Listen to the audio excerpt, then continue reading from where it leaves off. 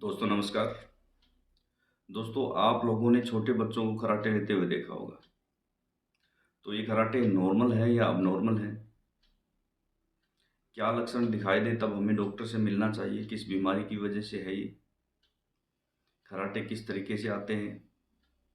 इसके अंदर क्या जांच करवाई जाती है? तो ये सभी चीज़ें आज हम इस वीडियो में देखेंगे। तो चलिए सबसे पहले देखते हैं कि कराटे कैसे आते हैं। दोस्तों जब हम सो जाते हैं तो हमारी सारी मांसपेशियाँ रिलैक्स हो जाती हैं। लेकिन जो हमारे श्वसन तंत्र का जो रास्ता होता है, जो वायुमार्ग होता है, उसके अंदर काफ़ी जगह होती है कि हम आराम से साँस ले सकें। अब होता ये है कि कभी-कभी किसी कारण की वजह से जो हमारे नाक के पीछे का हिस्सा है, जो हमारे नेज़ोफेरिंक्स का जो पीछे का जो हिस्सा है, जो हमारे जीभ के पीछे का जो हिस्सा है, वो नैरो हो जाता है। इस वजह से जब हम साँस लेते हैं, तो वहाँ पे जो हमारा तालू के पीछे का जो हिस्सा है, जिसको हम सॉफ्ट पैलेट बोलते हैं, उसमें वाइब्रेशन होता है, वो फड़फड़ाने लगता है। इसी वजह से वहाँ से जो साउंड प्रोड्यूस होती है, उसी को खराटे या स्नोरिंग बोलते हैं।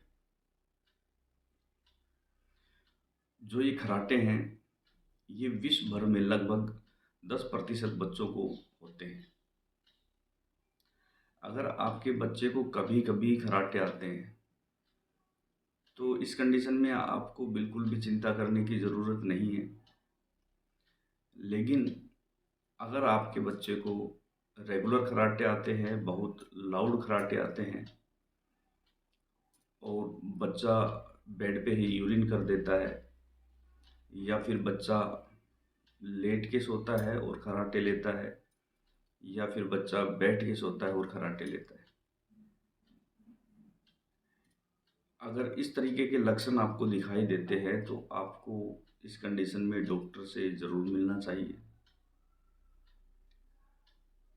जो ये लक्षण हैं, ये स्लीप एपनिया के हैं। स्लीप एपनिया से बहुत सारी समस्याएं हो सकती हैं। ये जो खर्राटे हैं, ये हार्ट डिजीज़ से भी हो सकते हैं। इसलिए इसकी जांच करवाना बहुत ही ज़्यादा ज़रूरी होता है। जो खर्राटों के लिए जो जांच होती है, वो पॉलीसोनोग्राफ या स्लीप स्टडी होती है। यही एकमात्र इन्वेस्टिगेशन है जिससे हमें पता चल सकता है कि ये स्लीप एपनिया है या फिर किसी हार्ट की प्रॉब्लम से है। जो ये स्लीप स्टडी की जाती है, इसके अंदर बच्चे को कोई इंजेक्शन भी नहीं दिया जाता है और ना ही बच्चे का ब्लड लिया जाता है। इसकी जांच करने के लिए बच्चे को जो स्लीप लैब होती है, उसके अंदर बच्चे को 24 घंटे के लिए ऑब्जर्व किया जाता है। बच्चे की जो स्लीप होती है, उसको स्टडी किया जाता है और इसके अंदर हमें पता चल जाता है कि बच्चे के खर्राटे नॉर्मल हैं या अबनॉर्मल हैं।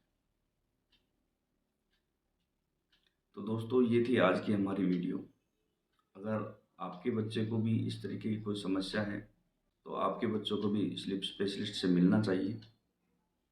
आज की हमारी वीडियो आप लोगों को कैसी लगी? अगर आप लोगों को हमारी वीडियो अच्छी लगी है, तो हमारे चैनल को शेयर और सब्सक्राइब ज़रूर करें। आप सभी का बहुत बहुत धन्यवाद। नमस्कार।